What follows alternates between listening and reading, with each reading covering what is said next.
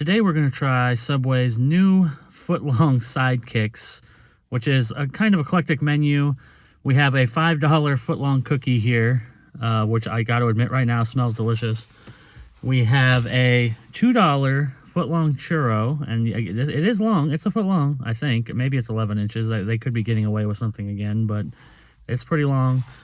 And then, perhaps the most interesting to me, the Auntie Anne's presents Footlong Pretzel, which comes with honey mustard dip. Unfortunately, they didn't give me honey mustard dip, but I'm not going to blame the Subway employee who was working completely on their own while there was a lot of customers, which is terrible, but kind of the par for the course for Subway. So, you know, I really wish they would work on that, but that's never going to happen. So instead, we've got some Footlong Sidekicks to work on, and here's the packaging real fast, because they do have their own little packages. Subway Sidekicks. You got the Footlong Cookie, Footlong Churro, and of course the Churro is Cinnabon. I didn't even realize that.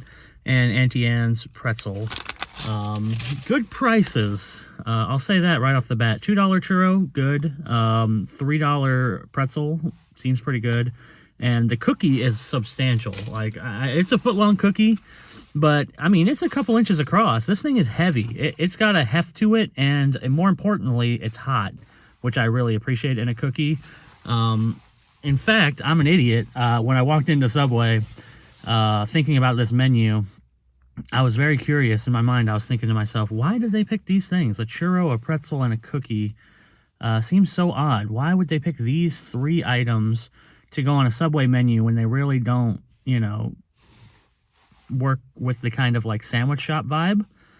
Until I watched the employee open up the oven, put in the churro, the pretzel, and the cookie. And then I realized, of course, the reason these exist is because Subway has foot-long sized ovens that they bake their bread in, and they can put these things in there for, 30 seconds, and bing, boom, bam, they're done. So that's why these were designed. That's why these items were picked. That's why they're a foot long. It's because they fit in the foot-long oven. It all makes sense. So I guess smart move on Subway's part. I don't know how these will sell, though. More importantly, if you got through that long preamble, let's get to the taste. We'll start with the churro, the cheapest item. $2, easy to ruin a churro. I was about to say hard to ruin a churro, but it's not. It's really easy to ruin a churro. Good churros are great. Bad churros are trash. Let's try this one out.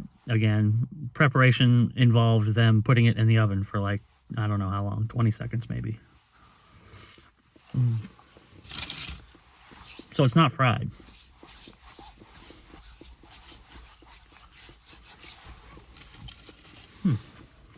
Let me take one more bite.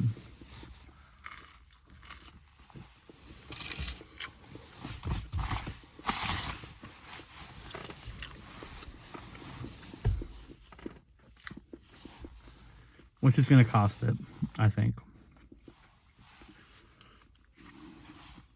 Yeah, unfortunately, I think the lack of being fried is definitely going to cost this churro some points, at least in my opinion. For $2, it's really kind of hard to complain, but this is not a great churro. It's borderline bad. Like I was saying before, churros can be good or bad. I think this is borderline bad. I kind of want to put it in a medium category, but I think I gotta go for a 2 out of 5, just because it's kind of lacking in the texture of a churro, and also it's lacking cinnamon, which is very odd. It's lacking the flavor of a churro in terms of the overall seasoning, which is very weird for a churro. You'd think that would be the one thing that they would overload because it's cheap. But more importantly, the texture, since it's not fried and it's just put in the oven, it's a little bit too chewy and not crispy enough on the outside. What you really want, of course, with a churro is the crispy outside, nice chewy middle, but this is overall just chewy. Maybe she could have baked it longer. I don't know. Again, it's just put in the oven on a preset, so it should be the same for everybody. But for me, it's a little too chewy. It's lacking that fried flavor, and it's also weirdly lacking cinnamon. But for $2, I can't complain too much, so I'll give it a 2 out of 5. I still wouldn't really suggest it. But now let's go on to the pretzel, which is the most interesting to me. Again, I don't have the honey mustard. They don't have a nacho cheese dip sauce, which would have been really preferable, of course. Honey mustard's a nice addition. Unfortunately, I didn't get it, but I'm fine with a plain salted pretzel, assuming that it tastes good. And this is supposed to be Auntie Anne's, so hopefully it's good. And considering the churro was supposed to be Cinnabon, that's that kind of sucks. I feel like it lowers my the ranking of Cinnabon in my mind because it's not a great product. But let's move on to Auntie Anne, see how she collabed with Subway.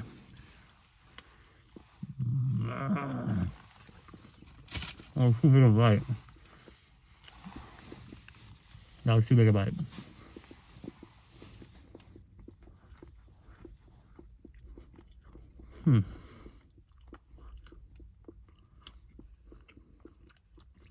Man, you know, I was excited for this video when I started it, but I might have to go on another tangent. Let me try another bite.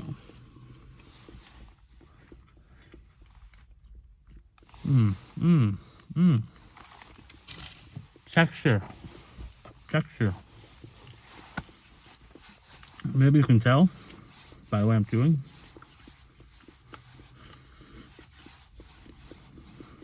But this thing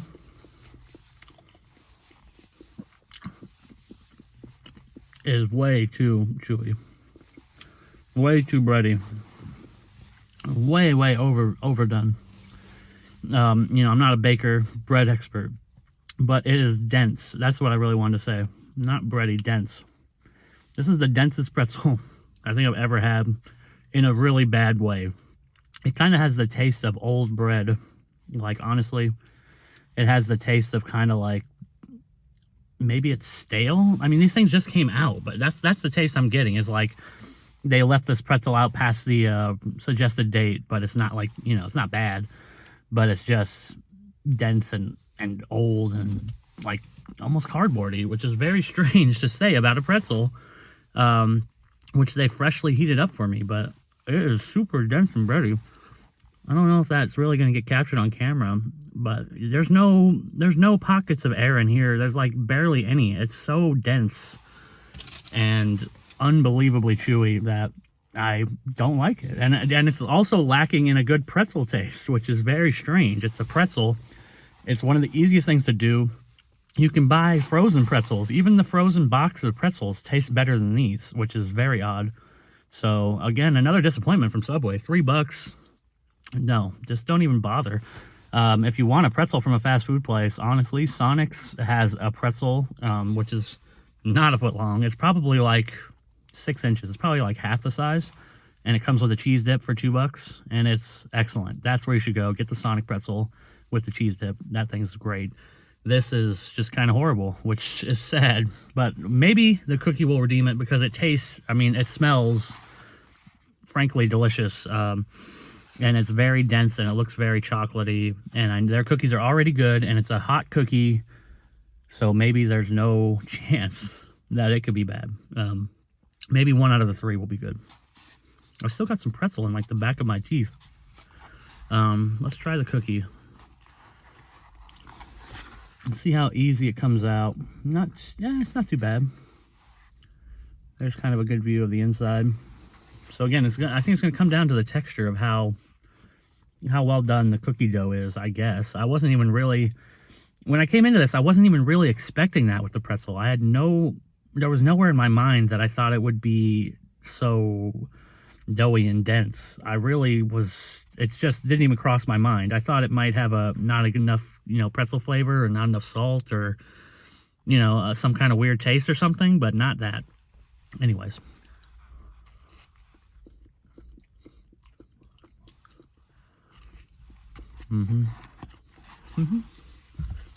So there is such a thing as goodness in the world. It's very rare, as you can see by this video.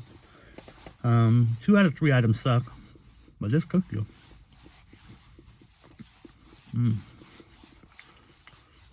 This is a good cookie, and it's bordering almost on a brownie level, and I love it. It has almost a kind of a brownie taste to it. It's definitely got that kind of denseness to it that you want from, it resembles a loaf. Like, I'm talking badly about the denseness of the other things, but in this case, I don't mean in a overly chewy way. It's not bready, it's not doughy like the pretzel or the churro. It's soft. You mean basically don't even have to chew it. You could, mash this with your tongue and eat it, I think. It's very soft, but it is heavy. It's full. There's a lot of chocolate chips. It's rich. And it kind of has the taste of it has kind of a homemade baked good taste, which is very interesting for a product like this. And I frankly am very happy with it.